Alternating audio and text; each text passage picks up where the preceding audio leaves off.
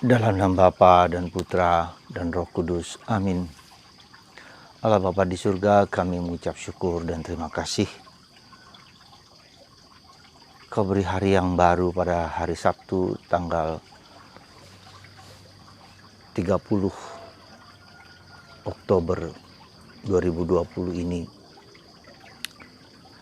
di mana kau ingatkan supaya sejauh mana relasi kami dengan Putramu Yesus telah kami miliki, telah kami alami, seperti pengalaman Paulus. Semoga Tuhan memberkati dan melindungi kami semua hari ini khususnya. Demi Kristus Tuhan dan pengantara kami.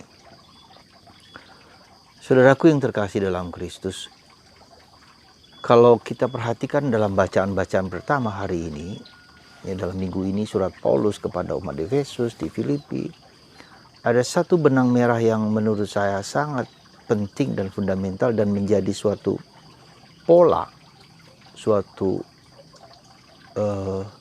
teladan, yaitu kebersatuan Paulus dengan Yesus. Kesatuan hati, pikiran, budi, dan seluruh dirinya.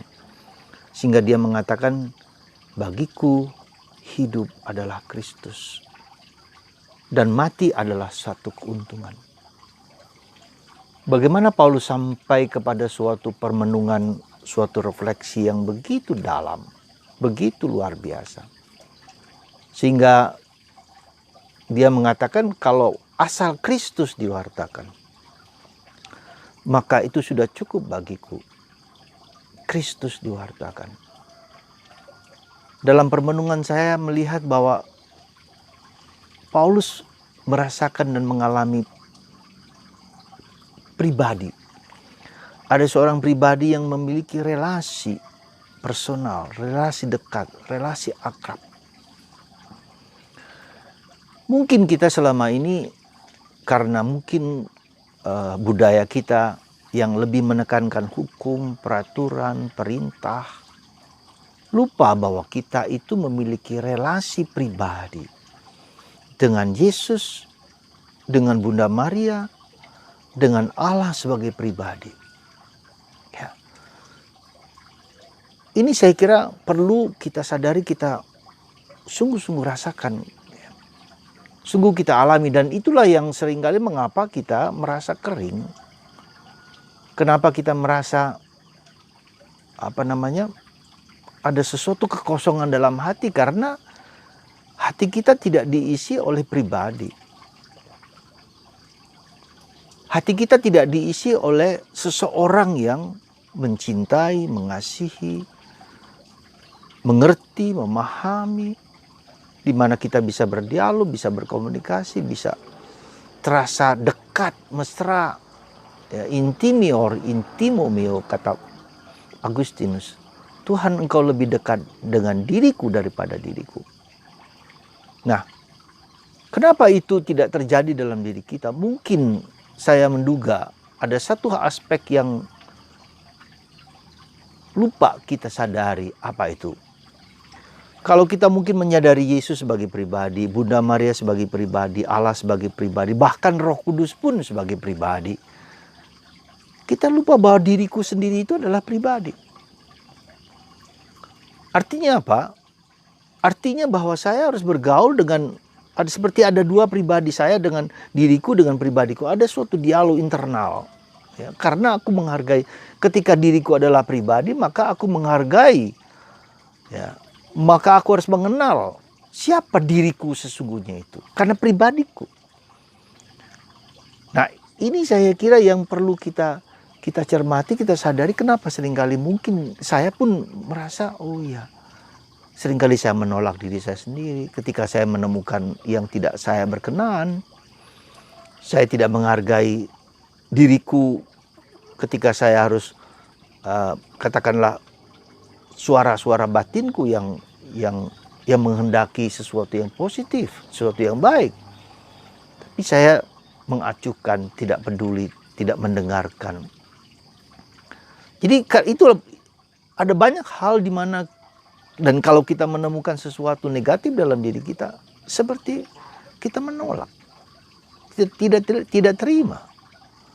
Nah, jadi sebetulnya saya duga bagian ini yang perlu kita sadari. Maka Santa Teresa mengatakan, Santa Teresa Avila, bahwa self knowledge, pengenalan diri sendiri akan diriku sendiri. Ketika aku bergaul dengan diriku, ketika aku berdamai dengan kelebihan, kekurangan, keterbatasanku, ketika aku mulai mendengarkan, memahaminya, maka di situ ya, aku mendapatkan suatu kebijaksanaan yang dalam diriku. Mungkin juga kita menemukan false self kita, jati diri kita yang palsu.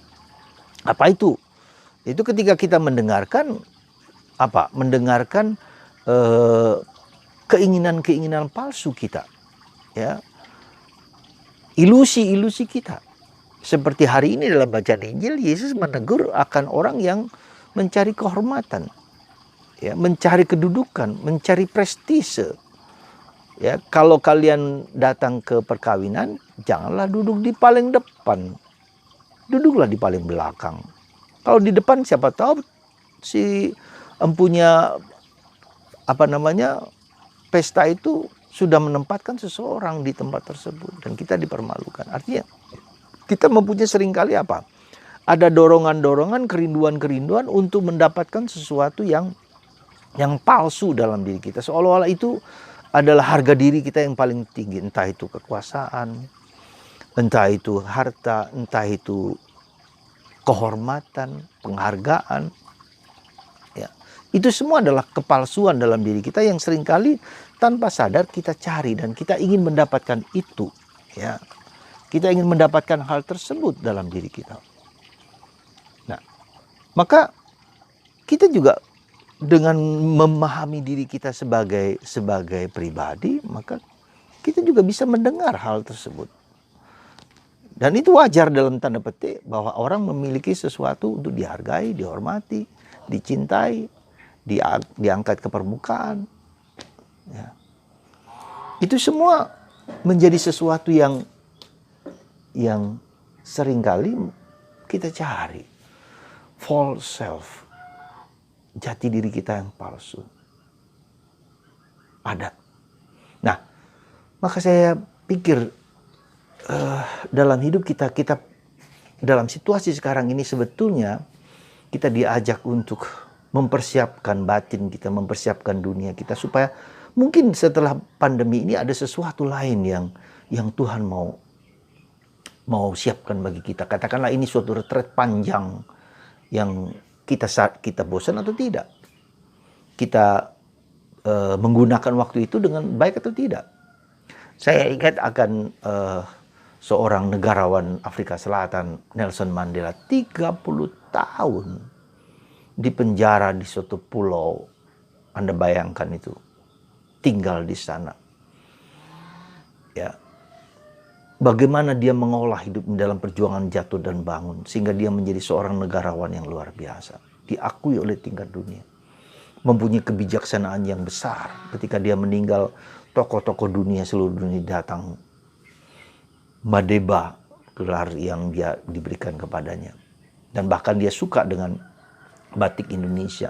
Ya, saudaraku yang terkasih dalam Kristus, mungkin ini yang harus kita sadari sungguh-sungguh. Kenalkah aku, berdamaikah aku dengan diriku sendiri sebagai pribadi?